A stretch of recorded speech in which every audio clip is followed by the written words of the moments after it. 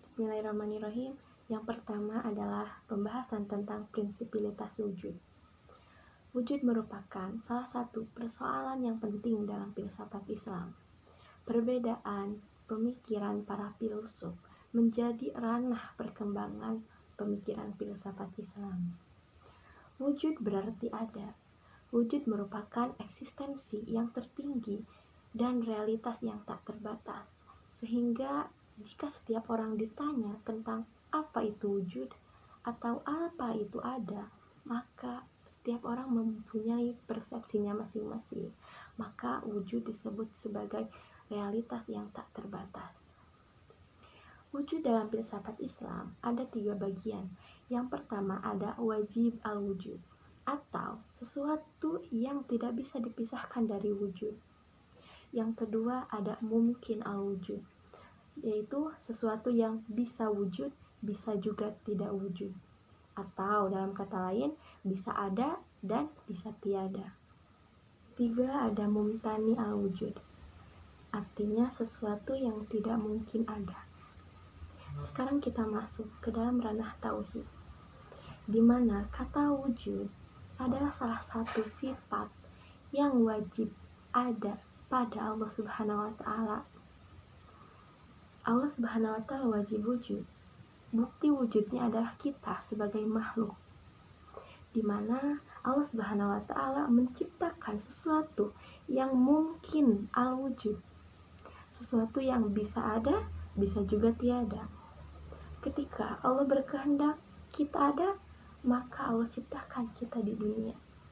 Ketika Allah berkehendak kita tidak ada, maka Allah hilangkan kita di dunia. Kita, makhluk, adalah termasuk kepada wujud yang mungkin atau mungkin al-wujud. Sehingga mungkin saja sekarang kita ada di dunia, tetapi esok kita akan tiada karena kita akan meninggal dunia misalnya. Yang ketiga ada mumtani al-wujud, atau sesuatu yang tidak mungkin ada. Seperti apa? Contohnya seperti sifat tuli pada Allah atau sifat buta pada Allah. Itu mumtani al-wujud, sehingga kita pasti meyakininya. Mungkin begitu. Selanjutnya materinya disampaikan oleh Lani Rahmawati, rekan saya. Konsep Tuhan sebagai sebab. Menurut Al-Kindi, Tuhan adalah zat yang sempurna, zat yang menciptakan segala wujud. Zat tersebut tidak memiliki awal maupun akhir. Dengan demikian, Tuhan disebut sebagai sebab pertama. Contoh wujud yang diciptakan Tuhan yaitu alam. Alam ini diciptakan dan Tuhanlah yang menciptakannya. Apa yang terjadi dengan alam mempunyai hubungan sebab akibat. Maka hubungan sebab akibat tersebut berakhir pada sebab pertama, yaitu Tuhan yang menciptakan alam ini. Dan Tuhan pula yang mengatur seluruh alam ini. Menurut Al-Kindi pula Tuhan itu esa, tunggal, dan tidak ada yang serupa dengannya. Oke, selanjutnya kita menuju pada poin yang kelima, yaitu konsepsi Tuhan sebagai wajib al-wujud.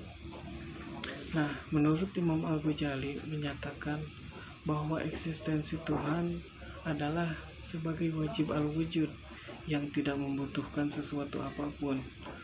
Maka ia adalah zat Tuhan, yaitu zat ghair mutahazah, sifat ghair mutahajiz. Artinya tidak memerlukan apapun dalam eksistensinya. Nah, wajib al-wujud yaitu hakikat yang harus mempunyai wujud, yaitu Tuhan. Wajib al-wujud inilah yang mewujudkan mukmin al-wujud atau alam semesta. Kan sifat wujudlah yang terpenting dan mempunyai kedudukan di atas segala sifat-sifat lainnya. Ibnu Sina menyatakan sifat wujudlah yang terpenting dan mempunyai kedudukan di atas segala sifat-sifat lainnya.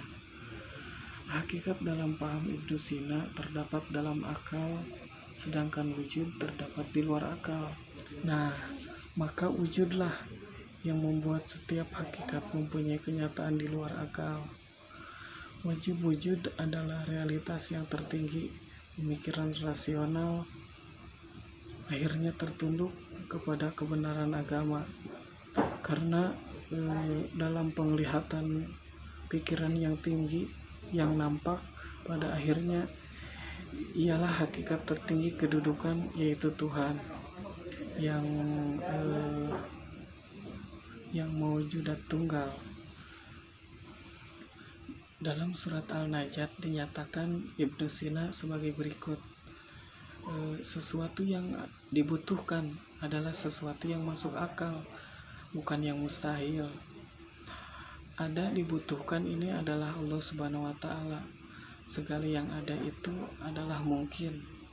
Maka dari segala yang ada, yang pasti dan yang wajib ada, hanyalah Allah, Tuhan semata. Sementara yang lain adalah mungkin.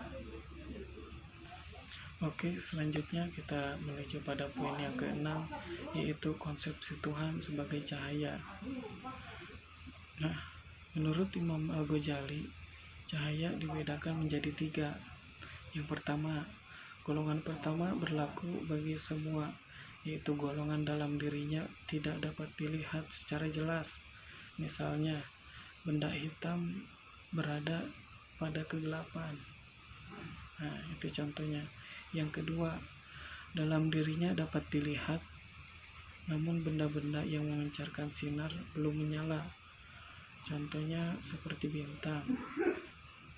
Nah, yang ketiga, golongan yang dalam dirinya dapat dilihat dan juga dapat dilihat oleh benda-benda lain.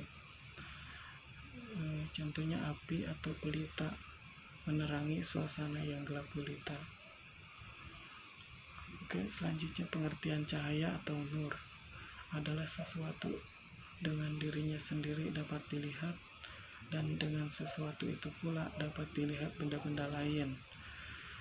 Al-Matabah berkata, lantaran wujud dan keberadaan segala sesuatu menjadi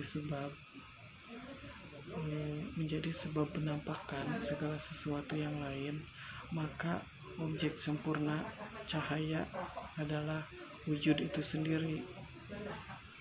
Dan di sisi lain, lantaran eksistensi dan entitas kontingen diadakan oleh Allah Subhanahu wa Ta'ala, maka Allah merupakan objek sempurna, misdak akmal, cahaya.